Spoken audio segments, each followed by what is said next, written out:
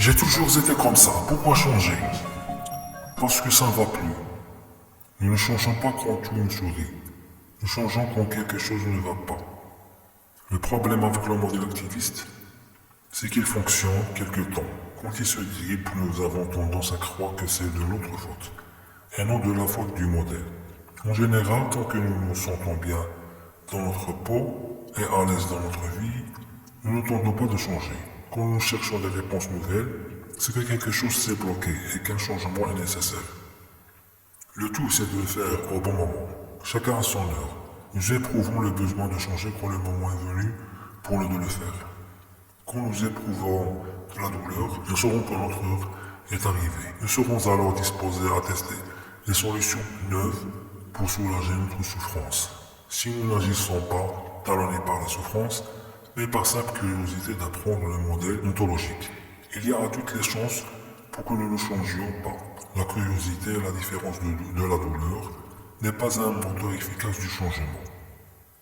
Si le temps n'est pas venu pour vous de changer, prenez en acte et aimez-vous tel que vous êtes. Si au contraire ce temps est venu, sachez que ce changement sera douloureux, mais que les douleurs des changements sont purificatrices et résolutoires.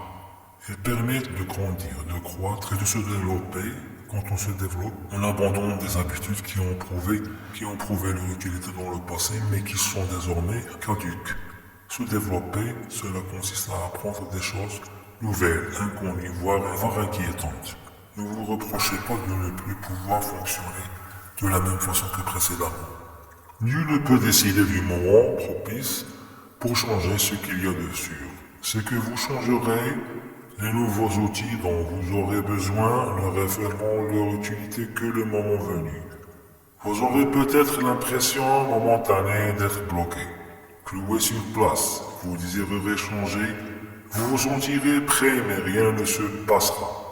Dans un moment pareil, il est facile de se décourager et de retomber dans les habitudes précédentes. Vous avez peut-être coutume de penser en termes d'objectifs et de vous considérer comme un raté si vos tentatives de changement se soldent par des échecs. Le changement est inévitable. Le changement est inévitable, mais vous ne sauriez le maîtriser en totalité. Pas plus que le temps qu'il vous faut pour changer. Quand vous êtes bloqué et que vous ne comprenez pas pourquoi, la meilleure chose à faire est de vous accepter tel que vous êtes dans l'instant présent, c'est-à-dire bloqué. Entraînez-vous alors à vous aimer tel que vous êtes dans cette position nouvelle. Ce n'est pas facile, mais ça marche. En fin de compte, tout finira par se débloquer. Vous irez de l'avant, vous évoluerez. Évitez également de tomber dans l'erreur qui consiste à vous reprocher d'avoir mis si longtemps à changer. Le fait de vous faire des rapproches à propos de quelque chose que vous ne maîtrisez pas vous fait retomber tout droit dans le moins faible. Souvenez-vous, ce n'est pas un concours. Vous n'avez pas de concurrent. Peu importe à quelle vitesse vous changez. Personne ne mesure l'amour que vous avez pour vous-même. Le modèle ontologique n'est pas quantitatif. Vous en êtes là où vous en êtes.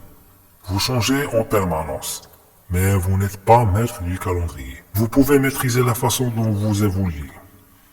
Ne perdez pas votre temps à vous reprocher de ne pas avoir changé plus tôt, ni à vous demander pourquoi vous vous sentez bloqué pour le moment. Acceptez le rythme de vos changements, tout comme vous avez appris à vous accepter,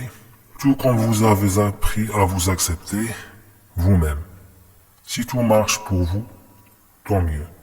Si rien ne marche, tant mieux aussi. Le moment de votre changement est d'autant plus proche.